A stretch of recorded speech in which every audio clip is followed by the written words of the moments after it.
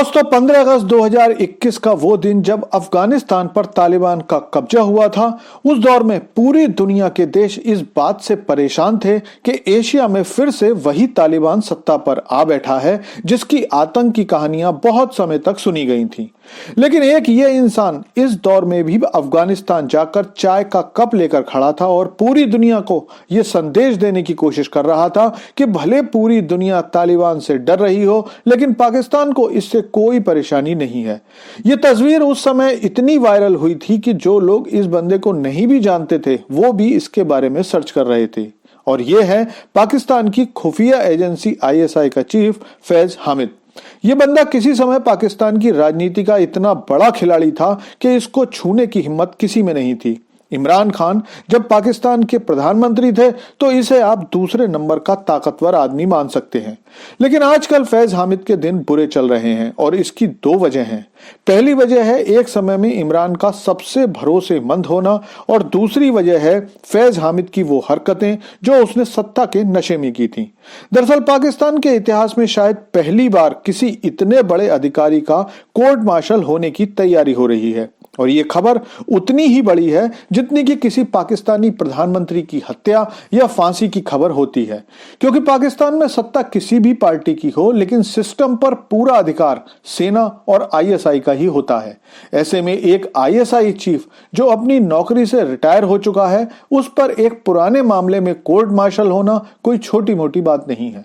लेकिन अब मैं आपको बताता हूं कि असल में ये सारा मामला है क्या। तो दोस्तों, पाकिस्तान की राजधानी इस्लामाबाद की टॉप सिटी हाउसिंग सोसाइटी में एक अधिकारी रहने के लिए आया। उस हाउसिंग सोसाइटी के मालिक से अनबन होने पर अधिकारी ने अपने रेंजर्स और आईएसआई के लोगों को आदेश दिया कि सोसाइटी के मालिक मोइज खान के दफ्तर और उनके घर पर छापा मारा जाए और तलाशी ली जाए। इस तलाशी के बाद रेंजर्स ने पैसे और ज्वेलरी आदि अपने कब्जे में ले ली। इसके बाद उस अधिकारी ने एक तीसरे व्यक्ति के माध्यम से मोइज खान से संपर्क साधा और मैसेज पहुंचवाया कि अगर वो अधिकारी को 400 तोला सोना और नगद दे दें तो वो इस सारी परेशानी से निकाल सकते हैं। मोइज खान ने कहा कि वो अधिकारी कोई और नहीं बल्कि खुद आईएसआई चीफ फैज हामिद थे और इसी केस में अब उनका कोर्ट मार्शल होने की तैयारी चल रही है। लेकिन यह तो दरअसल एक केस है जो कि फैज हामिद की इज्जत उतारने के लिए लगाया गया है। दरअसल फैज पूर्व प्रधानमंत्री इमरान खान के सबसे करीबी माने जाते थे, इतने करीबी कि इमरान खान फैज हामिद को सेना का अध्यक्ष बनाना चाहते थे और इसके लिए आज के पाकिस्तानी सेना अध्यक्ष आसिफ मुनीर को भी फैज हामिद से पीछे किया जा रहा था।